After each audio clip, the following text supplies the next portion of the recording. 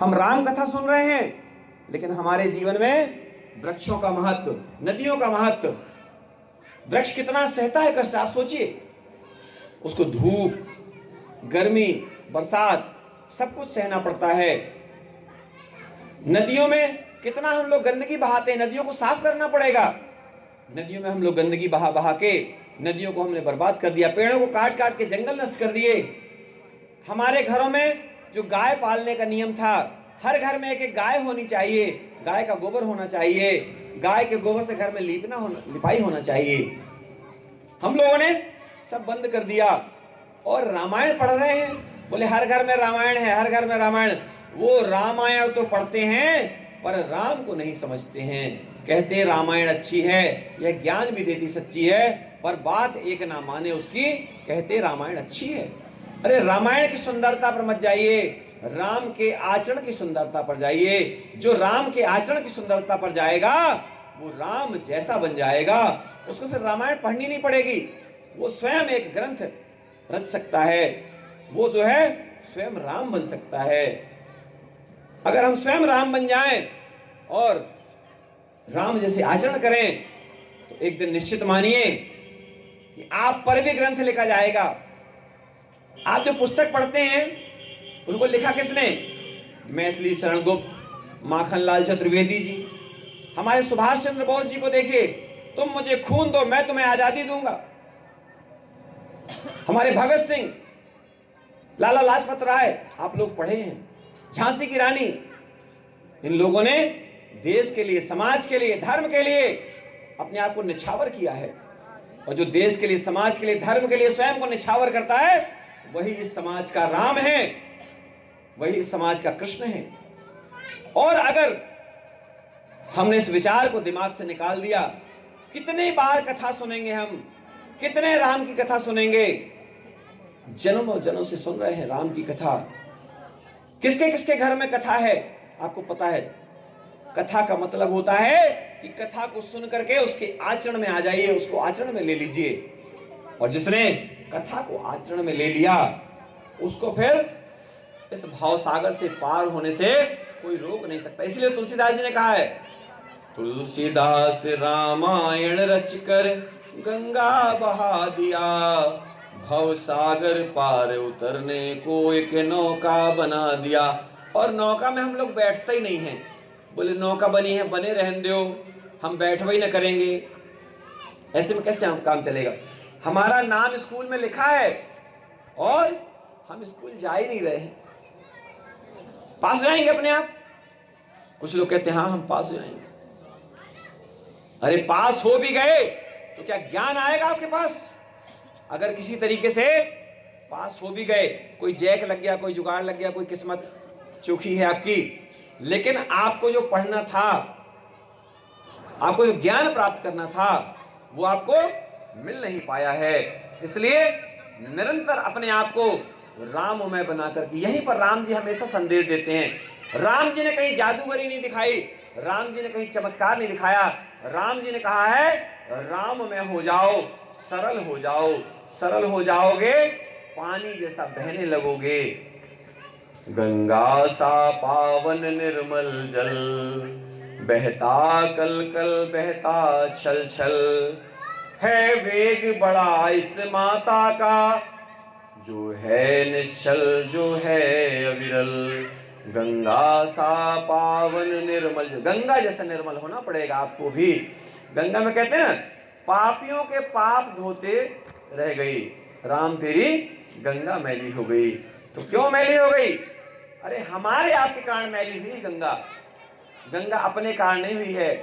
और गंगा को हम साफ कर सकते हैं कैसे? गंगा में कचरा क्यों ना बहाएं, अपने आप को पवित्र रखें। और जब हमने ऐसा कर दिया तो निश्चित मानिए कि हमारी गंगा भी मैली होने से बचेगी। हम अपनी नदियों को ही गंगा माने, अपनी नदियों को ही पूजें। हम विलायत कला में आश्रम के पास ज्ञान तीर्थ स्वर्ग धाम के पास में महानदी मैया निकलती हैं, और माता भद्रकाली की कृपा से, सिंहवानी माता की कृपा से, केरल वाली माता की कृपा से, धरती माता की कृपा से, गंगा मैया की कृपा से विलायत कला में हर साल नवरात्रि में कुंभ लगता है। आपको पता नहीं है? अभी आने वाला है 22 मार्च से 11 दिन का कुंभ लगेगा। आप लोग उसमें पहुंचिए और आप देखो कि हर कोई अपनी गंगा मैया की पूजा कर रहा है। इलाहाबाद जाने की जरूरत नहीं है, इलाहाबाद जाना है तो घूमने जाइए। दुनिया घूमो बुरा नहीं है, अपन ने बोला है ना, दुनिया घूमो बुरा नहीं है, अनुभव की यह खान है, यही अयोध्या, यही बनारस, यही वृंदावन धाम, अपन ने बताया है सारा कुछ।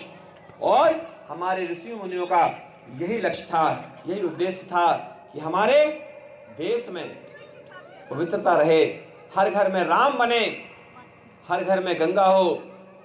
और इस देश में कहते हैं चंदन है इस देश की माटी, तपोभूमि हर ग्राम है, हर बाला देवी की प्रतिमा, बच्चा बच्चा राम है। तो क्या गाना गाने से पूरा हो जाएगा? उठो जवान देश की वसुंधरा पुकारती, ये देश है पुकारता पुकारती माँ भारती, रगों में बह रहा है खून राम और श्याम का। ऐसे हमारे देश में राम और श्याम को पूजने वाले भगत सिंह, गुरु गोविंद सिंह, ऐसे बड़े बड़े वीर सेनानी, महात्मा गांधी, सुभाष चंद्र बोस, बहुत सारे जिनने देश को आजाद कराया, अब्दुल कलाम राष्ट्रपति रहे, मिसाइल मैन के नाम से जाने जाते हैं।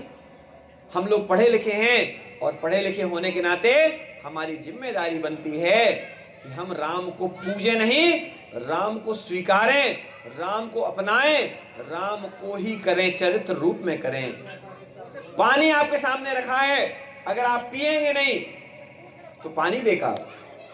मिठाई आपके सामने रखी है, अगर आप उसको खाएंगे नहीं, मिठाई बेकार। राम का चरित्र आपके सामने रखा है और राम का चरित्र आपने उपयोग नहीं किया तो आपका जीवन बेकार। कोई ना कोई तो राम का चरित्र उपयोग करेगा, ऐसा नहीं कि आप उपयोग नहीं करेंगे तो कोई नहीं करेगा, कोई ना कोई तो जरूर करेगा। इतने सारे लोग कथा सुन रहे हैं, आज इस गांव में एक अलग वातावरण बना हुआ है।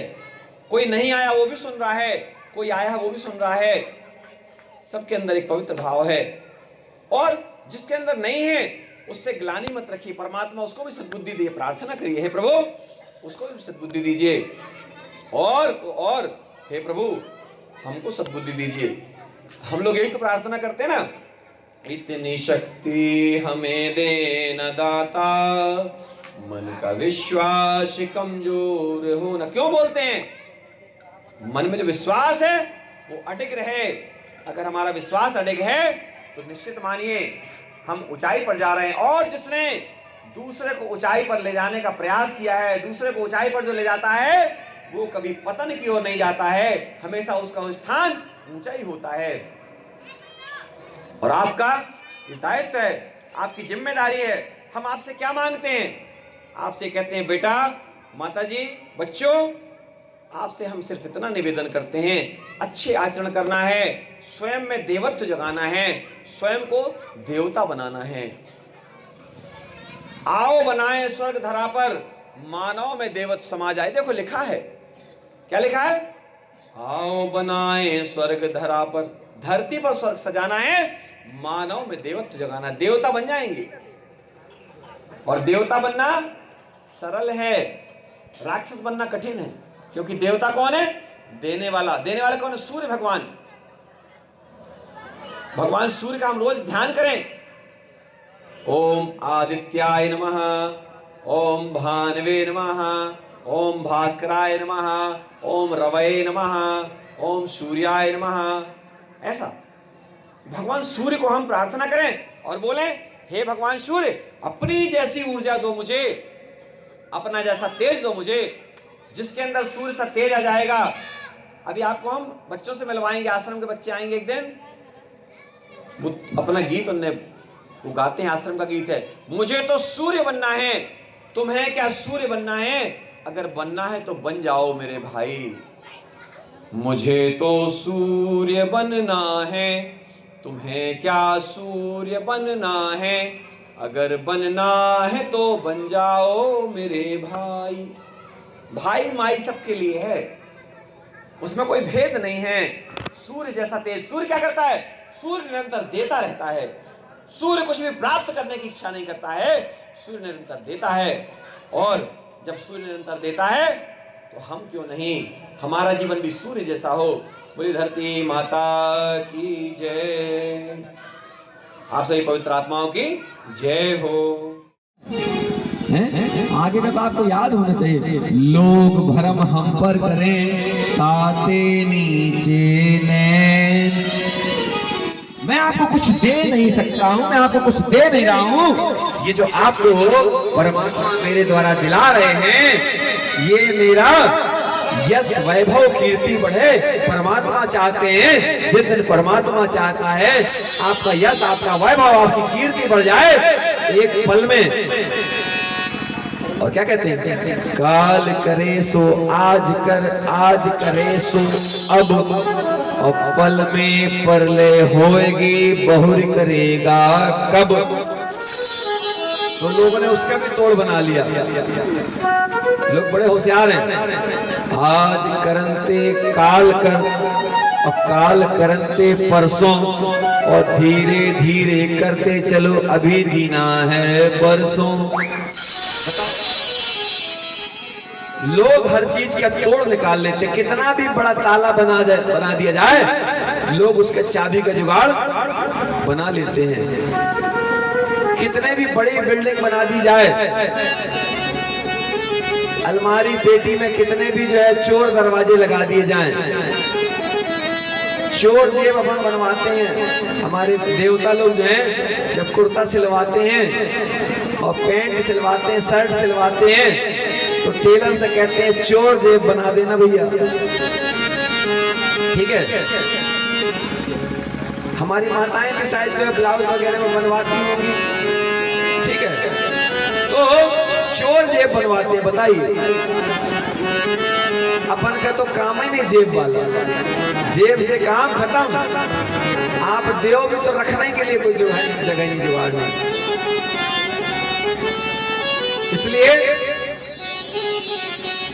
जीवन में अधिक आनंद पाना है तो थोड़ा छोड़ना सीखना पड़ेगा।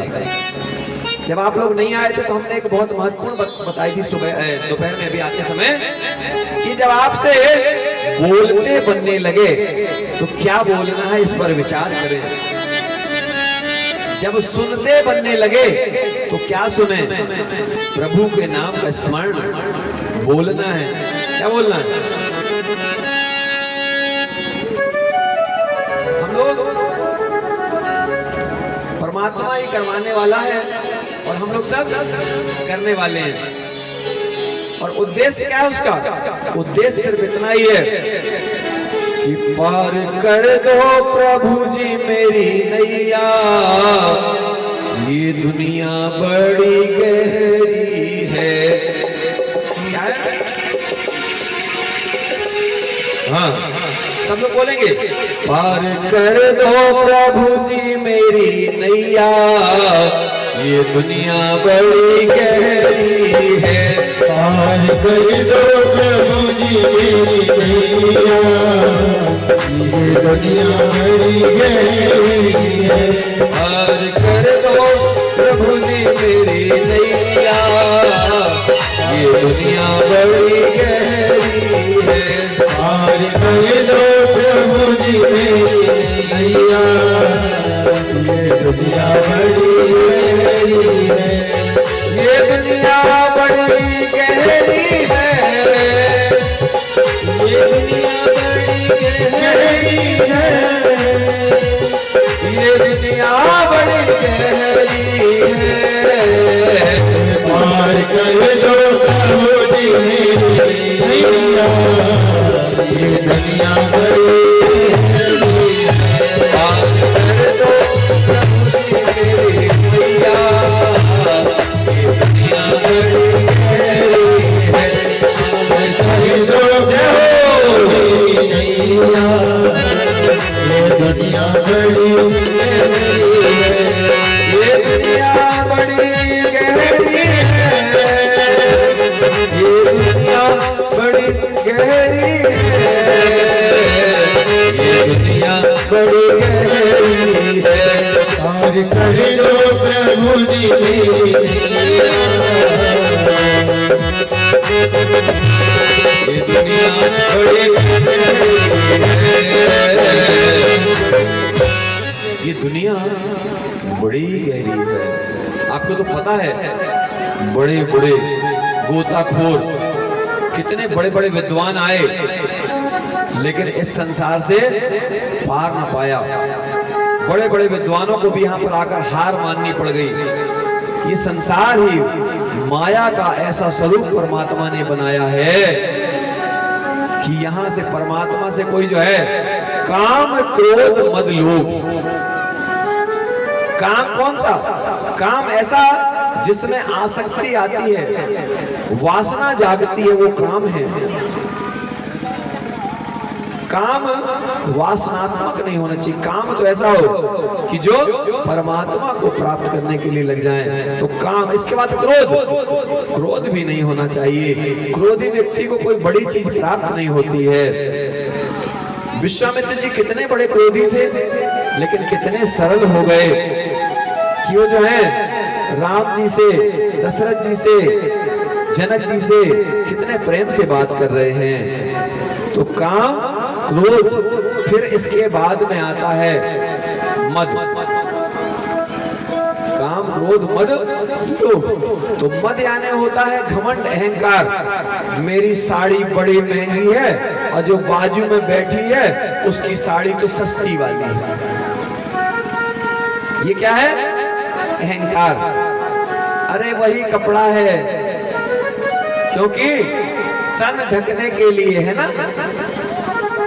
कभी समय आया तो सीता जी के साथ देखो, जिनके ससुर जी इतने बड़े आदमी, जिनके पिताजी इतने बड़े आदमी, और उनके साथ क्या हुआ कि देखो उनको जाकर के अशोक वाटिका में बैठना पड़ा। अशोक वाटिका क्या है मालूम आपको? अशोक वाटिका वो वाटिका है जो वहां जाए उसका शोक नष्ट हो जाए, ये अशोक वाटिका। लेकिन सीता जी के भाग्य में अशोक वाटिका में ही जाकर सुख पाना लिखा। देखो सीता जी गई तो अशोक वाटिका। अच्छा, सीता जी को सजा क्यों मिली मालूम है? पहला तो ये है कि सीता जी विश्व का कल्याण चाहती हैं, माँ है, इसलिए उन्होंने स्वयं को सजा दी। ये तो पहली बात हो गई। लेकिन संसार का एक नियम है। राम जी से सीता जी ने कहा था कि मुझे आप अपने साथ वन में नहीं ले जा सकते हो, तो जाओ चूड़ी पहन लो। तो राम जी ने कहा था कि तो ठीक है चलो। दूसरा, कुछ गलतियां जो सीता जी से हुई, ध्यान रखो थोड़ा आप लोग भी। हम लोगों से सबसे गलतियां होती हैं, आप लोगों से गलती ना हो। पतियों को ताना नहीं मारना ज्यादा, ठीक है? और ऐसा नहीं कि पति भी ताना ना मारे, लेकिन पत्नियों की ज्यादा जिम्मेदारी, क्योंकि पत्नियों में जो सामर्थ्य है, पत्नियां देवी हैं, देवी में ज्यादा सामर्थ्य होती है, तो थोड़ा सहनशील हमारी देवियां होती हैं। और जो सहता उसको और सहना पड़ता, ध्यान रखना। तो इसका मतलब ये नहीं कि हमको और सहना पड़ेगा तो गुस्सा हो जाए, नहीं, दया। अरे आपका गहना है क्या? लाज। महिलाओं का गहना, सबसे बड़ा गहना है मर्यादा, लाज। हमारा पल्लू बराबर मस्तक के ऊपर, कोशिश करें हमारे सर के बाल ना दिखें, ऐसा प्रयास होना चाहिए सबका। आजकल तो बेटियों के लिए ऐसे कपड़े हम लोग खरीद रहे हैं जो ठीक नहीं है, क्योंकि गंदे गाने आधे कपड़े देश की नाक कटाएंगे। जो लोग भी आधे कपड़े पहनते हैं, चाहे हमारी बेटियां हो चाहे बहुएं, सबका हमारा अधिकार है। देखो हम बब्बा जी आन सबके, सबसे सियाने हम ही हैं अभी, तो हम सबके बब्बा जी हैं और सब कोई हमारी बात मानेगा भी। तो कपड़े के पहनावे में शरीर का भाग प्रयास रहे कि कुछ दिखना नहीं चाहिए, हमारे शरीर का पैर भी ना दिखे तो अच्छा है।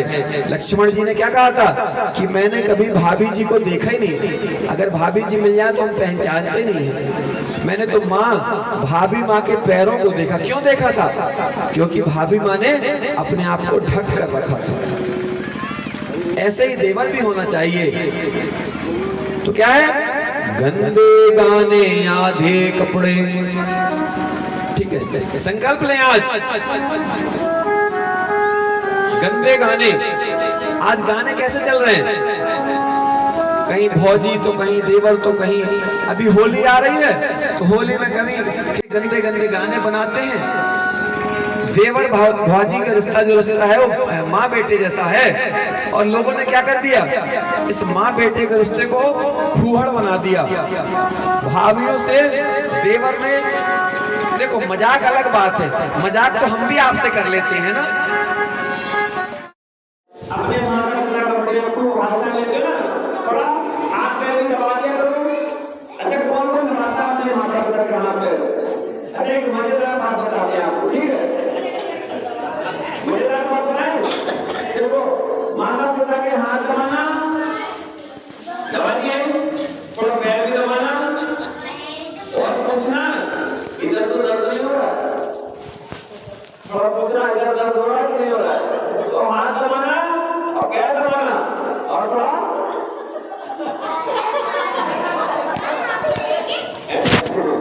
दबाना, क्या देखो, तो सिर्फ हाथ दबाना, पैर दबाना, गला दोनों दबाना, नहीं दबाना। अच्छा, हाँ, बच्चे बोले गला नहीं दबाना, चलो आप लोग बच गए, ठीक है? क्योंकि माँ से बड़ा कोई नहीं है इस संसार में ना। माँ जो प्यार देती है, माँ जो दुलार देती है, माँ जो संस्कार देती है, और सबसे अच्छी माँ वही होती है जो संस्कार देती है। थोड़े से प्रेम में भटक मत जाना। बच्चों को कभी अगर जरूरत है तो डांट लगाना, बच्चों को जरूरत है तो थोड़ी मार भी लगाना, क्योंकि अगर बच्चे भटक जाएंगे तो कल आपको कहेंगे मेरी माँ थोड़ा ठीक नहीं थी ना, इसलिए गड़बड़ हो गया मैं। वैसे भी तो बच्चे कहते थे कि मेरी माँ ने कुछ किया होता तो मैं आज थोड़ा और आगे जाता। लेकिन आप अपने कर्तव्य पालन में, और कभी उम्मीद मत करना संतान से, सबसे खास बात, किसी से भी इस संसार में किसी से उम्मीद मत करना। अगर आपको मस्त रहना लगा देती है, बच्चे उतना नहीं कर पाते जितना उनको करना चाहिए, लेकिन कोई बात नहीं, माँ इसके बाद भी सुखी होती है। माँ क्या कहती है कि बेटा तेरा सुख ही सबसे मेन है, तू सुखी है तो मैं सुखी हूँ। यही हमारी रामायण भी सिखाती है। कौशल्या माता ने जैसे सीता माता आई ना, तो कौशल्या माता ने सीता जी से कहा, सीते आज से मैं राम को तुझे सौंप रही हूँ, अब राम तेरी निगरानी में रहेगा। अब मैं इस पर कोई अंकुश नहीं लगाऊंगी। अब मैं नहीं पूछूंगी कि राम तुम कहाँ जा रहे हो, अब तो सीता जी की कंट्रोल में रहेगी राम जी। और जब दूसरे की घर की बेटी आती है, तो दूसरे की घर की जब बेटी आती है उसको अपने घर की बेटी से भी ज्यादा सम्मान देते हैं। हम लोग देना भी चाहिए। जो लोग अगर किसी काम में सम्मान ना दे पाए तो हमको समझना चाहिए वो बेटी जो आई है वो अपना सब कुछ छोड़ करके आई है। थोड़ा कभी तेज भी हो सकती है बच्ची, अब बहू है उसको धीरे धीरे, जैसे आपकी बेटी किसी के घर जाएगी, अब उस घर में भी उसको सम्मान मिलेगा तो अच्छी बात है। अगर उसको कहीं थोड़ा कष्ट होगा तो बेचारी दुखी होगी, लेकिन क्या करेगी?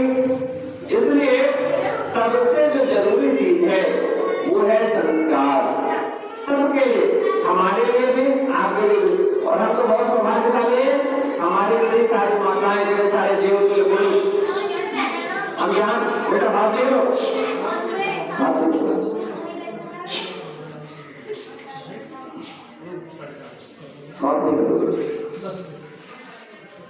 आप विचार करिए, ये कितना अच्छा सौभाग्य हमारे पवन त्यागी जी और अनुज त्यागी जी ने ऐसा तो संयोग बनाया, और आप लोगों का कोई विशेष जन्म जन्मांतर का हमारा कोई संबंध रहा होगा। हमारे पंडित जी यहाँ मंदिर में जो सेवा दे रहे हैं, बहुत ही अच्छा चिंतन है इनका। आप लोगों से कल हमारी भेंट हुई और आप लोगों ने इतना प्रेम दिया, इतना अपने बेटे जैसा आपने स्वीकारा। मेरा जीवन सार्थक है। और मैं बस चाहता हूँ कि आपका सच्चा बेटा बनकर ऐसे छोटे छोटे बच्चों को, उनके माता पिता को उनकी सही राह दिखाने में हम सार्थक जीवन जिए, हम परमात्मा के सच्चे मार्ग पर लगा सके, क्योंकि जीवन वही है जो सबके काम में आता है। तो कहते हैं दूसरों का दुख दूर करने वाले तेरे दुख दूर करेंगे राम। दूसरों का दुख दूर करने वाले तेरे दुख दूर करेंगे राम। तेरा तू जग में भलाई के काम तेरे दुख दूर करेंगे राम, तेरे दुख दूर करेंगे राम। दूसरों का दुख दूर करने वाले तेरा दुख दूर करेंगे राम। आप यदि किसी दूसरे के लिए जीते हैं, थोड़ा सा भी, आपके लिए ढेर सारे लोग जीते। देखो हम अकेले आए वहां से, आज हमारे साथ कितना सारा परिवार लगा है, ठीक है। अगर ये हम कहेंगे माता जी मुझे भूख लगी है तो मेरे लिए इतना भोजन मिल जाएगा कि मैं 1 साल तक नहीं कर सकूंगा, सही है। अगर वहां एक रोटी लाके भी दे देगी, इतना भोजन है कि मैं घर ही नहीं पाऊंगा, ठीक है। ये क्यों है? आपके लिए अच्छे संस्कार हैं। किसी को भी पराया मत मानो, किसी को भी दूसरा मत मानो। और हमारी माताएं, अगर घर के सामने से हमारी माता कोई निकलता है, उसका भूखा नहीं जाने देती, उसको कुछ ना कुछ उसके झोली में डाल देती है। क्यों? अतिथि देवो भव। अभी आजा मिल गया और क्या गए, उधर से निकले तो हमारे अतिथि ने कहा कि बाबू जी यहाँ बैठना, 2 मिनट के लिए क्या गए तो हमने जो भी प्रसाद सेवा उपलब्ध कराई। इनसे हमारे लिए क्या जाना हो गया, सही हो गया, ऐसा बन गया 2 मिनट के लिए। तो कुल मिलाकर के आप माताओं से, क्योंकि आपके जैसे मेरी भी माँ होगी ना, उसने मुझे अच्छे संस्कार दिए और आज उन्हीं संस्कारों के कारण आप लोगों के सामने कि आपका बेटा, हम आपके बेटे, ठीक है, आपका ये बेटा आपके सामने कुछ बोल पा रहा है, आपके सामने कुछ बात रख पा रहा है, और ऐसे आपकी और भी संतानें बने, यही प्रयास हम लोग करते हैं। हम तो कहते हैं राम कथा से हर घर राम बनाना चाहते हैं। जब हम राम कथा करते हैं तो राम कथा क्यों करनी? राम कथा याद करने से काम हो जाएगा क्या? राम कथा याद करने से काम नहीं होगा। इस धरती माता के लिए सच्चे सपूत पैदा करने होंगे, राम के जैसा, लक्ष्मण के जैसा, भरत के जैसा और शत्रुघ्न के जैसे सपूत पैदा करने पड़ेंगे। अगर राम, लक्ष्मण, भरत, शत्रुघ्न के जैसे लोग होंगे तब कहीं जाकर के राम राज्य आ सकेगा। अच्छा, डांस किससे किससे बनता है? डांस बनता है किससे बनता है? कौन कौन नाच सकता बताओ? लगाओ किस है उसको, राम राज्य लगाओ, आ जाओ, चलो जल्दी 2 मिनट लगेगा फिर जो है। हाँ हाँ, इनाम मिलेगा, इनाम मिलेगा, आ जाओ।